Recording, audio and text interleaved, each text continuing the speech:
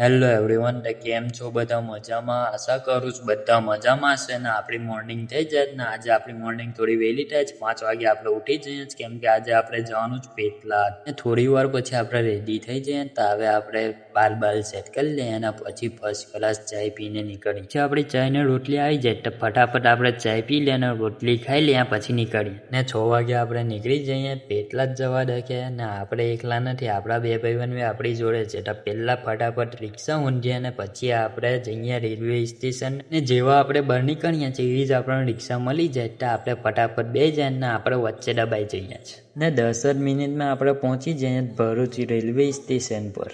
જેવા આપણે પહોંચીએ છીએ સ્ટેશન પર તો આપણા ભાઈબંધ ટિકિટ લેવા નહીં જાય તો આપણે ફટાફટ ટિકિટ લઈ લઈએ અને પછી આપણે બેસીએ ટ્રેનની અંદર. ટિકિટ લઈને આપણે રેલવે સ્ટેશનની અંદર આવી જઈએ તો થોડી વાર આપણે રાહ જોઈએ પછી આપણી ટ્રેન આવશે ને થોડો વેટ કરીએ ને પછી આપણી ટ્રેન આવી જાય તો આપણે ફટાફટ બેસી જઈએ ડબ્બાની અંદર નીકળ્યા પછી આપણને જગ્યા બી નહીં મળે.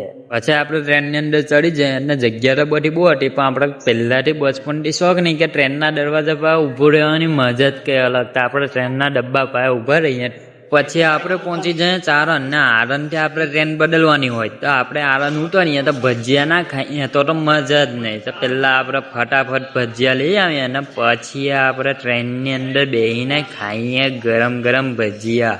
આપણા ભજીયા આવી ગયા તો ફટાફટ ખાઈ લઈએ નહીં કે ઠંડા પડી જાય તો મજા નહીં આવે. ભજીયા ખાતા ખાતા આપણે પહોંચી જઈએ પેટલાદ. તો આપણે પેટલાદ પહોંચી ગયા તો આજનો બ્લોગ આપણે હવે અહીંયા જ એન્ડ કરીએ. મળીએ આપણે બીજા બ્લોગની અંદર.